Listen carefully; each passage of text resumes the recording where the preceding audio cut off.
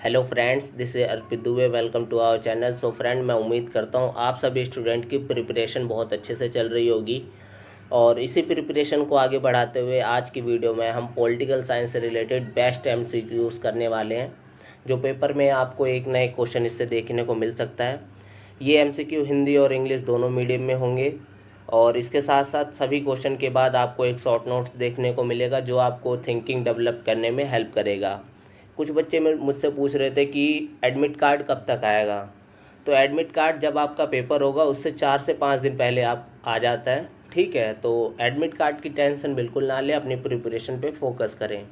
इसके अलावा मैं मैथ की पीडीएफ आपको टेलीग्राम पे सेंड कर दूंगा, जिसमें कुछ इंपॉर्टेंट क्वेश्चन वगैरह बनते हैं, वो आप देख के प्रैक्टिस कर लीजिएगा। तो चलिए शुरू करते हैं फर्स्ट क्वेश्चन पे। फर्स्ट क्वेश्चन में पूछा गया है, महात्मा गांधी डैश दक्षिण अफ्रीका विदेश में स्टीमर एसएस सफारी में पहुंचे थे। तो महात्मा गांधी जब दक्षिण अफ्रीका गए थे तो वो कहाँ पर जो है ठहरे थे, उसकी बात यहाँ पर पूछी जा रही है। फर्स्ट ऑप्शन है जोहान्सबर्ग, सेकंड ऑप्शन है केप टाउन, थर्ड ऑप्शन है डरबन, फोर्थ ऑप्शन है पोर्ट एलिजाबेथ। तो महात्मा गांधी जब साउथ अफ्रीका गए थे तो वो डरबन में पहुंचे थे। ठीक है, याद रखेंगे आप, महात्मा गांधी जब साउथ अफ्रीका गए थे तो कहाँ ठहरे थे? डरबन नामक जो है क्षेत्र में वो ठहरे थे। तो इस क्वेश्चन के अकॉर्डिंग थर्ड ऑप्शन आपका करेक्ट है। आगे बढ़ते हैं, इनके बारे में पढ़ते हैं थोड़ा सा। 24 मई 1893 को 24 वर्ष की आयु में महात्मा गांधी डरबन पहुंचे। दादा अब्दुल्ला की फर्म ने उन्हें परिवार के सदस्य के साथ विवाद की ओर से कार्रवाई करने के लिए काम पर रखा गया। तो उन्हें किस बेसिस पे बुलाया गया था कि उनका जो बेटा था, उनकी प्रॉपर्टी या बिजनेस से रिलेटेड कोई प्रॉब्लम चल रही थी, उसके लिए इन्हें एक वकील की ज़रूरत थी। इसके लिए जो है यहाँ पर गांधी जी को बुलाया गया था। तो इसी की तरफ से जो है कार्रवाई करने के लिए उनको काम पे रखा गया था। आगे बताया, भले ही गांधी ने लंदन में कानून का अध्ययन किया था, लेकिन वह भारत में काम पाने के लिए संघर्ष कर रहे थे। आगे बताया है, वह एक ब्रेक के लिए तब गए जब दक्षिण अफ्रीका में दादा अब्दुल्ला और उनके बेटों को एक चचेरे भाई के साथ पैसे विवाद को सुलझाने के लिए एक गुजराती भाषी वकील की आवश्यकता थी। वो दक्षिण अफ्रीका क्यों गए थे? क्योंकि उनके जो बेटे थे, कौन? अब्दुल्ला के, उनके जो चचेरे भाई थे, उनके साथ कुछ पैसे से रिलेटेड विवाद हो गया था, इसीलिए उन्हें जो है एक गुजराती वकील की सख्त ज़रूरत थी। और लास्ट में बताया गया है, वह 1 साल के लिए वहाँ गए थे, लेकिन नस्लीय भेद जो है दक्षिण अफ्रीका में बहुत देखने को मिला। जब वो एक ट्रेन में बैठे तो उन्हें कुछ जब स्टेशन बीत गए, उसके बाद एक स्टेशन पे जो है उन्हें गार्ड द्वारा जो है नीचे उतार दिया गया, क्योंकि वे श्वेत थे। ठीक है, गोरे और काले में वहाँ जो है बहुत भेदभाव देखने को मिला उन्हें। ठीक है, इसीलिए वहाँ पर जो है वो नस्लीय भेदभाव के लिए संघर्ष करने लगे और 21 साल तक वहाँ पर रहे। आगे बढ़ते हैं नेक्स्ट क्वेश्चन पे। गांधी को दक्षिण अफ्रीका में भारत लौटने के लिए राजी करने में किसका महत्वपूर्ण भूमिका थी? मतलब दक्षिण अफ्रीका से भारत में वापस आने के लिए किसने महत्वपूर्ण भूमिका निभाई? फर्स्ट ऑप्शन है FW बाकुर, सेकंड ऑप्शन है सस्पेंसर वॉल्टन, थर्ड ऑप्शन है विलियम ग्राफिक, फोर्थ ऑप्शन है CF एंड्यूज। तो CF एंड्यूज जो थे, उन्होंने गांधी जी से कहा कि आप भारत जो है वापस आइए। ठीक है, क्योंकि भारत की स्थिति उस समय और भी ख़राब थी, यहाँ पर भी कड़ा विरोध वगैरह चल रहा था। ठीक है, इसके पश्चात जो है गांधी जी दक्षिण अफ्रीका से भारत आए। यहाँ पर बताया गया है, 1915 में गांधी जी को उनके साथ भारत लौटने के लिए मनाने में एंड्यूज की महत्वपूर्ण भूमिका थी। चार्ल्स फ्रीर एंड्यूज एक एंग्लिकन पुजारी और ईसाई मिशनरी के धर्म के थे। ठीक है, शिक्षक और समाज सुधारक और भारतीय स्वतंत्रता के लिए एक कार्यकर्ता थे। कौन? एंड्यूज। ठीक है, याद रखेंगे। वह रविंद्रनाथ टैगोर और महात्मा गांधी के करीबी दोस्त बन गए और भारतीय स्वतंत्रता संग्राम के साथ पहचान बनाई। ठीक है, याद रखेंगे। आगे बढ़ते हैं नेक्स्ट क्वेश्चन पे।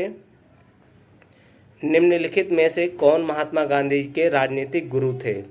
जैसा कि आपको पता होगा, जब महात्मा गांधी 1915 में भारत में आए तो उन्होंने 1-2 साल तक कोई भी जो कार्यक्रम होता है, आंदोलन होता है, उसमें भाग नहीं लिया। क्यों? क्योंकि उनके राजनीतिक गुरु ने जो है उन्हें ये ऐसा करने से मना कर रखा था। उसके बाद चंपारण वगैरह विद्रोह जो हुआ था उसमें वो शामिल हुए थे और असहयोग आंदोलन शुरू किया था। तो यहाँ पूछा गया है राजनीतिक गुरु कौन थे उनके, तो गोपाल कृष्ण गोखले उनके राजनीतिक गुरु थे, याद रखेंगे आप। इस क्वेश्चन के अकॉर्डिंग सेकंड ऑप्शन आपका करेक्ट है। आगे बढ़ते हैं, इनके बारे में थोड़ा पढ़ते हैं। इनका पूरा नाम मोहनदास करमचंद गांधी था। इनका जन्म 2 अक्टूबर 1869 में पोरबंदर भारत में हुआ था और 30 जनवरी 1948 को दिल्ली में उनका निर्धन हो गया था। वह एक वकील, राजनेता, समाज कार्यकर्ता और लेखक थे जो भारत के ब्रिटिश शासन के खिलाफ राष्ट्रवादी आंदोलन के नेता बने। गोपाल कृष्ण गोखले गांधी जी के सुकृत राजगुरु थे। ठीक है, ये जो है एक सपोर्ट में आंसर है कि वो राजनीतिक गुरु क्यों थे। ठीक है, और उनसे रिलेटेड जो है इम्पोर्टेंट इन्फॉर्मेशन आपको यहाँ पर देखने को मिली है। आगे बढ़ते हैं। क्वेश्चन पूछा गया महात्मा गांधी जी का पूरा नाम क्या है, तो सभी को पता होगा महात्मा गांधी जी का पूरा नाम मोहनदास करमचंद गांधी है। ठीक है, याद रखेंगे आप। इस क्वेश्चन के अकॉर्डिंग थर्ड ऑप्शन आपका करेक्ट है। बाकी ऑप्शन मैं इसलिए नहीं बता रहा क्योंकि ये काफ़ी बेसिक क्वेश्चन है। यहाँ पर उनके बारे में थोड़ा सा बताया गया है कि उनका जन्म जो है 2 अक्टूबर 1859 में हुआ और मृत्यु जो है 1948 में हुई। वो एक राजनीतिक, वकील, लेखक और सामाजिक कार्यकर्ता थे। ठीक है, बिल्कुल। उनके पिता का नाम करमचंद गांधी था जो गुजरात में पोरबंदर के दीवान थे। अब क्वेश्चन पूछा जा सकता है गांधी जी के पिता जो है गुजरात में किस व्यवसाय में शामिल थे, तो आप बता देंगे कि वो जो है एक दीवान थे। और आगे बताया गया है उनके पिता का नाम करमचंद गांधी था जो गुजरात में पोरबंदर के दीवान थे और पुतलीबाई गांधी महात्मा गांधी की मां थी। इसके अलावा कस्तूरबा गांधी को महात्मा गांधी की पत्नी के रूप में जाना जाता था। आगे बताया गया है खिलाफत आंदोलन, असहयोग आंदोलन, नमक मार्च और भारत छोड़ो आंदोलन स्वतंत्रता की लड़ाई के दौरान शुरू किए गए महात्मा गांधी के सबसे लोकप्रिय आंदोलन है। तो क्वेश्चन इस तरीके से पूछा जा सकता है कि इनमें से महात्मा गांधी द्वारा स्वतंत्रता के आंदोलन के लिए किया गया कौन सा आंदोलन शामिल है। तो क्वेश्चन दिया रहेगा ऑप्शन, उसमें आप इन सभी तीनों को देखेंगे। ठीक है, आगे इनकी मृत्यु जो है 30 जनवरी 1948 को हो गई थी। नेक्स्ट क्वेश्चन में बढ़ते हैं। पूछा गया है गांधी जी के ग्राम सर्वोदय के विचार में निहित है, मतलब गांधी जी का ग्राम के संदर्भ में कुछ विचार था, तो पूछा जा रहा है उनमें से निहित है कि कुछ गांव को जो है कुछ शर्तों को पूरा करना चाहिए। लेकिन यहाँ पूछा गया इनमें से उन स्थितियों में से नहीं है, मतलब इनमें से कौन सी वो शर्त नहीं है। ठीक है, फर्स्ट ऑप्शन है गांधी जाति व्यवस्था को समाप्त किया जाना चाहिए, बिल्कुल गांधी जी तो ये चाहते थे। सेकंड ऑप्शन है बंधुत्व की भावना विकसित करने के लिए पूजा स्थलों को एक दूसरे के पास बनाए जाने चाहिए, नहीं, गांधी जी बंधुत्व की भावना विकसित करने के लिए ये बिल्कुल नहीं चाहते थे कि पूजा स्थल एक दूसरे के पास बने। थर्ड ऑप्शन है इसमें एक धर्मशाला और एक छोटी डिस्पेंसरी होनी चाहिए, बिल्कुल ठीक, एक गांव में एक धर्मशाला और डिस्पेंसरी होनी चाहिए। फोर्थ ऑप्शन है यह भोजन और कपड़ों के मामलों में आत्मनिर्भर होना चाहिए, बिल्कुल ठीक, गांधी जी ये भी चाहते थे कि जो है एक गांव भोजन और कपड़ों के मामलों में आत्मनिर्भर हो, दूसरों पे निर्भरता ना रहे उस पर। तो इस क्वेश्चन के अकॉर्डिंग सेकंड ऑप्शन आपका करेक्ट है, जो ये गांधी जी नहीं चाहते थे। इसमें यही चीज़ बताई गई है, आप इसको खुद ही पढ़िएगा। आगे बढ़ते हैं नेक्स्ट क्वेश्चन पे। पूछा गया है निम्नलिखित में से किस भारतीय ने अफ्रीकी देश में फिनिक्स इंस्टीट्यूट की स्थापना की। गांधी जी जब वापस दक्षिण अफ्रीका गए थे तो वहाँ पर उन्होंने गोरे और कालों के भेद के देखते हुए बाद में एक फिनिक्स नामक इंस्टीट्यूट की स्थापना की थी। तो इस क्वेश्चन के अकॉर्डिंग ऑप्शन नंबर सेकंड आपका करेक्ट है। आगे बढ़ते हैं। यहाँ पर बताया गया है कि गांधी जी ने अफ्रीकी देश में फिनिक्स नाम की जो है संस्था की स्थापना की। इसके अलावा 1904 में गांधी जी ने फिनिक्स समझौता किया था। इसको याद रखेंगे कि पूछा जाएगा क्वेश्चन में कि गांधी जी ने फिनिक्स समझौता कब किया था, तो 1904। ठीक है। इसके अलावा उस समय गांधी जी एक युवा वकील थे और उस समय गांधी जी द्वारा लोगों का एक छोटा समूह बनाया गया था। ईसाइयों और थोलोफिस्टों का एक समूह उनके साथ शामिल हो गया। ठीक है, इन सभी पॉइंट्स को आप याद रखेंगे। इनमें से एक छोटे छोटे क्वेश्चन बन सकते हैं।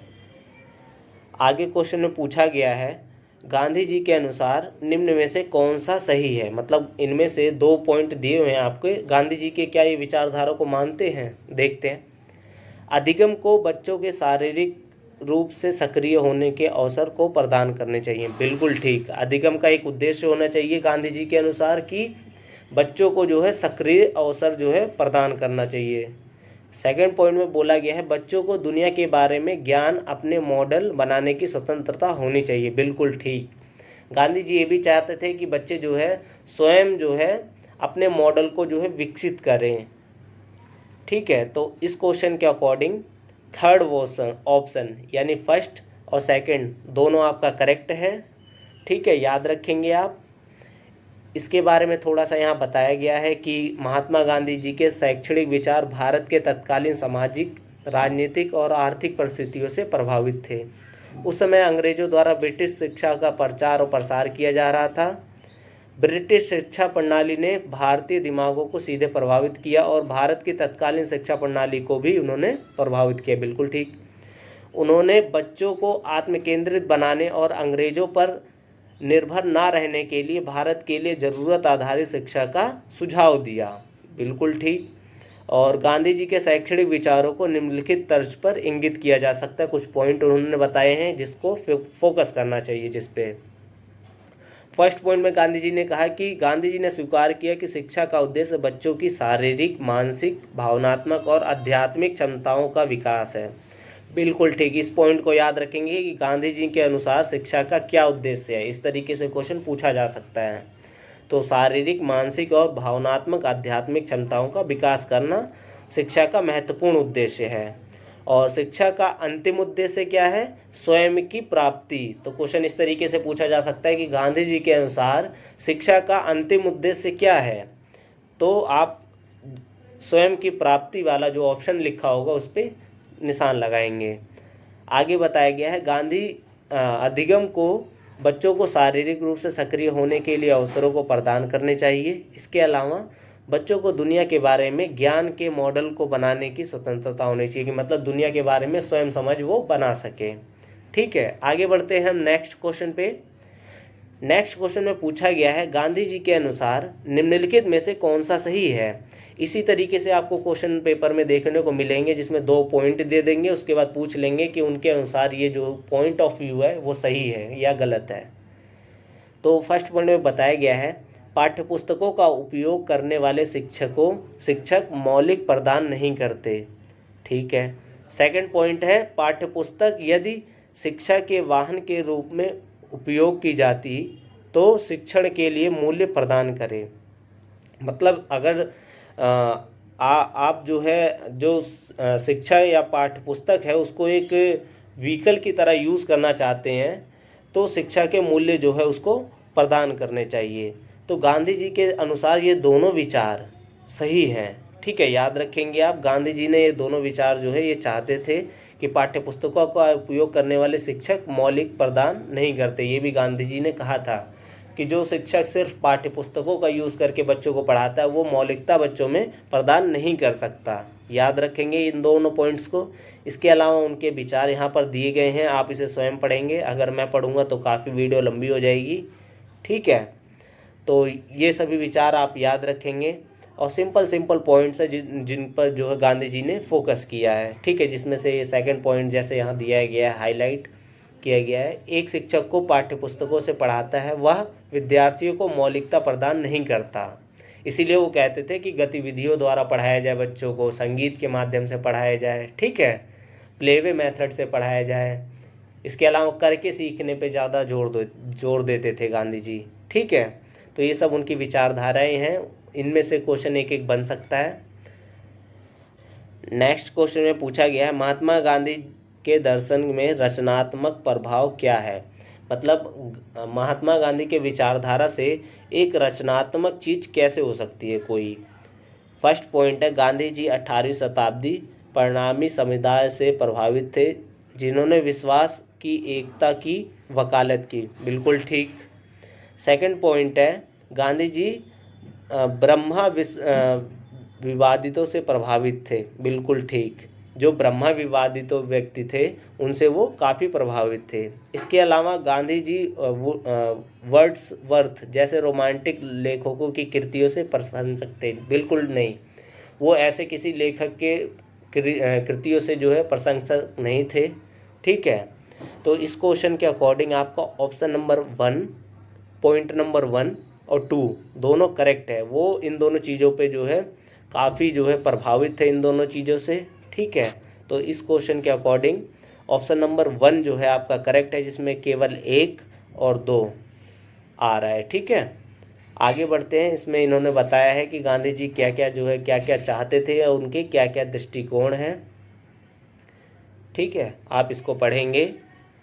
आगे मोस्ट इम्पॉर्टेंट क्वेश्चन है जिसमें पूछा गया है 2019 में महात्मा गांधी जी की जयंती कौन सी मनाई गई।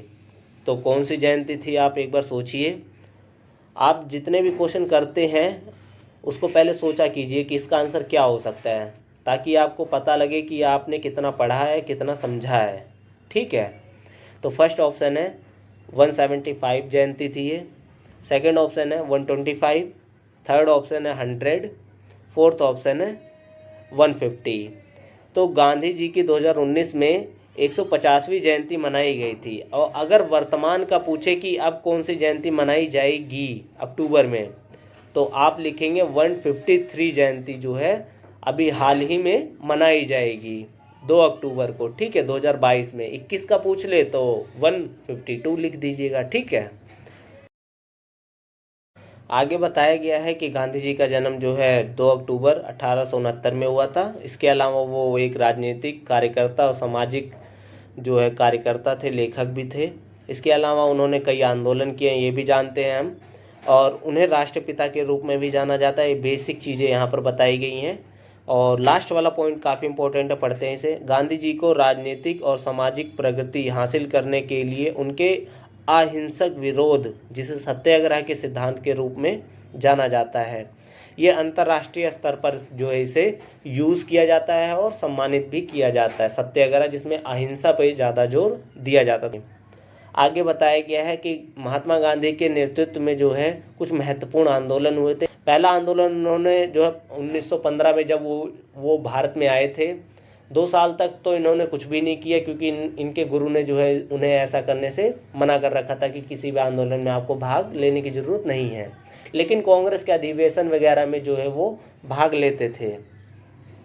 तो चंपारण आंदोलन 1917 में किया था इन्होंने। इसके बाद खेड़ा गांव था, वहाँ पर भी एक आंदोलन इन्होंने किया था 1918 में। और खिलाफत आंदोलन 1919 में शुरू हो गया था, ठीक है। खिलाफत आंदोलन था, मुस्लिमों ने वैसे शुरू किया था, ठीक है। और लेकिन उसके बाद जो है गांधी जी भी इसमें शामिल हुए थे।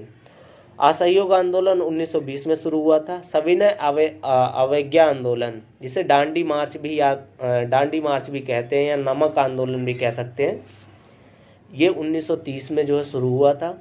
इसके अलावा भारत छोड़ो आंदोलन 1942 में। ये सभी आंदोलन जो है काफ़ी महत्वपूर्ण है, याद रखिएगा आप। आगे बढ़ते हैं हम नेक्स्ट क्वेश्चन पे। पूछा गया है गांधी जी ने जून 1904 में डरबन के ठीक बाहर डैश बस्ती नामक एक जीवित समुदाय की स्थापना की। जब इन्होंने जो है डरबन संस्था की स्थापना की तो वहाँ पर एक बस्ती की भी स्थापना की। तो पूछा गया है उसका नाम क्या था।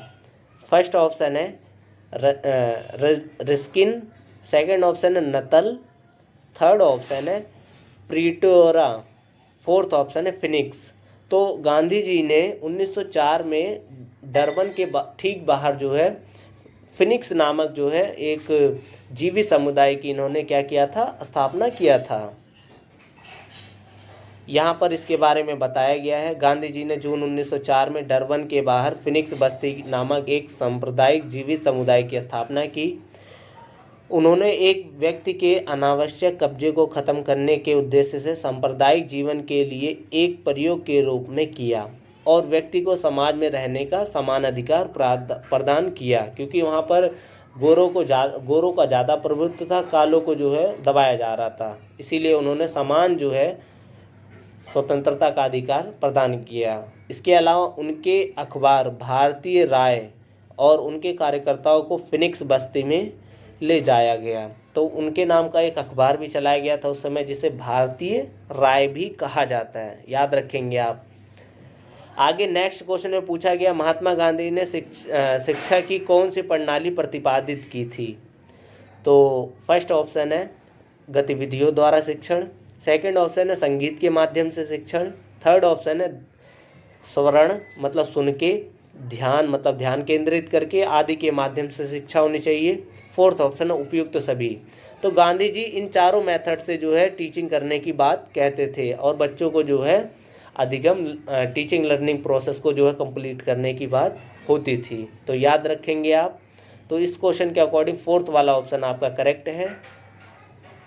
यहाँ पर इसमें बताया गया है कि गांधी जी जो एक आदर्शवादी थे और वो जो है किस तरीके से शिक्षा को जो है वो चाहते थे कि टीचिंग जो है टीचिंग लर्निंग प्रोसेस किस तरीके की हो, इसमें कला, संगीत और चित्रकारी के माध्यम से जो है टीचिंग चाहते थे। इसके अलावा स्वच्छता, व्यायाम, खेल और खेलकूद आदि जैसी गतिविधियां जो है वो चाहते थे। इसके माध्यम से जो है टीचिंग लर्निंग प्रोसेस हो और आध्यात्मिकता विकास के लिए योग और ध्यान की बात करते थे। क्वेश्चन पूछा जा सकता है कि गांधी जी के विचारधारा के अनुसार आध्यात्मिकता विकास के लिए योग और ध्यान किस तरह से महत्वपूर्ण है। ठीक है, क्या ये गांधी जी इसको मानते थे? आगे मौखिक शिक्षण को सुनने के माध्यम से सीखा जाना चाहिए, ठीक है, और फिर चिंतन करना और अंत में इसका अभ्यास करना। तो कहने का मतलब है जो लेक्चर मेथड था उसको भी इन्होंने पूरा खारिज नहीं किया, लेकिन उसको भी उन्होंने जो है थोड़ा वेटेज दी कि सुनने के माध्यम से सीखना, फिर उसके बाद चिंतन भी करना होता है, थिंकिंग करना, उसके बाद प्रैक्टिस करना है, ठीक है। और हस्त कौशल जैसे कताई, बुनाई, बागवानी, बढ़ईगिरी वगैरह पे ज़्यादा फोकस किया। बढ़ईगिरी होता है जो लकड़ी का काम वगैरह करते हैं वो बढ़ई कहलाते हैं। बागवानी जो बागीचे वगैरह का काम करते हैं। बुनाई कताई वही हो गया कि जो आपका कपड़े वगैरह की बुनाई कताई करते हैं, ठीक है, याद रखेंगे आप। आगे बढ़ते हैं नेक्स्ट क्वेश्चन पे। नेक्स्ट क्वेश्चन में पूछा गया है अधिगम की प्रक्रिया यथासंभव सुखद होनी चाहिए और श्रम साध्य नहीं, ये निम्नलिखित में से किसके विचार थे? तो गांधी जी के ऐसे विचार थे कि वो मानते थे कि जो अधिगम होता है वो सुखद होना चाहिए, बच्चों के जीवन को जो है लाभ पहुंचाए वो, और उनके ना अपेक्षाओं के अनुसार वगैरह हो, ठीक है। श्रम साध्य नहीं होना चाहिए कि आप बच्चों से काम करवा रहे हो, ठीक है। तो ये गांधी जी के विचार थे, याद रखेंगे आप। तो इस क्वेश्चन के अकॉर्डिंग ऑप्शन नंबर फर्स्ट आपका करेक्ट है। आगे बढ़ते हैं। यहाँ पर गांधी जी के विचार जो है दिए गए हैं और जो हाईलाइटेड पॉइंट है उसको मैं पढ़ रहा हूँ, बाकी आप खुद स्वयं पढ़िएगा। इसमें बताया गया है उनके अनुसार अधिगम की प्रक्रिया यथासंभव सुखद होनी चाहिए, श्रम साध्य नहीं होना चाहिए।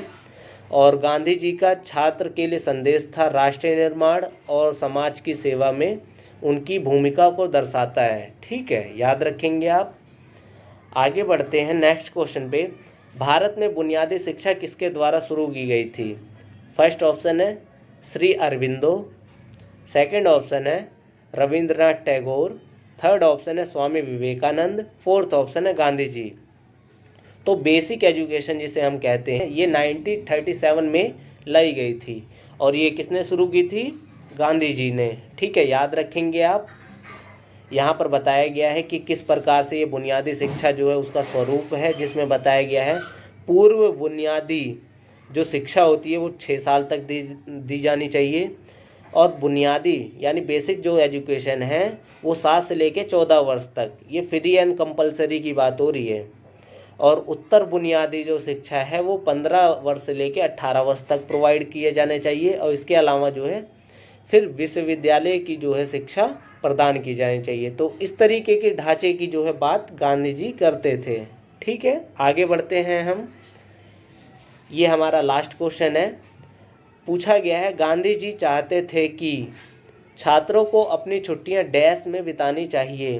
फर्स्ट ऑप्शन है खेलकूद, सेकंड ऑप्शन है पढ़ाई, थर्ड ऑप्शन है समाज सेवा, फोर्थ ऑप्शन है यात्रा। तो गांधी जी ये चाहते थे कि बच्चे जो है अपनी खेल कूद जो है उसकी छुट्टियां जो होती हैं बची हुई उन्हें समाज सेवा में बितानी चाहिए। तो इस क्वेश्चन के अकॉर्डिंग ऑप्शन नंबर थर्ड आपका करेक्ट है। आगे यहाँ पर गांधी जी के वगैरह के जो विचार थे शिक्षा से रिलेटेड वो बताया गया है, जिसमें बताया गया है वे चाहते थे कि समर्पण और दृढ़ता के साथ काम करें बच्चे। इसके अलावा उन्होंने सामाजिक शिक्षा के बारे में अभियान चलाने की जो है सलाह दी थी कि बच्चे जो है जागरूकता फैलाएं एजुकेशन के लिए। इसके अलावा उन्होंने हरिजन के बच्चों को प्रकृति के बारे में अधिक जानकारी देनी चाहिए, ऐसा उन्होंने कहा था। सो फ्रेंड्स, इसी के साथ हमारी वीडियो ख़त्म होती हुई। अगर आपको ये वीडियो पसंद आई है तो लाइक कीजिए, शेयर कीजिए और चैनल को सब्सक्राइब कर लीजिएगा और बेल आइकन ज़रूर प्रेस कीजिएगा, क्योंकि आजकल नोटिफिकेशन जा नहीं रही है ठीक प्रकार से। तो मिलते हैं अपनी नेक्स्ट वीडियो में। Thank you.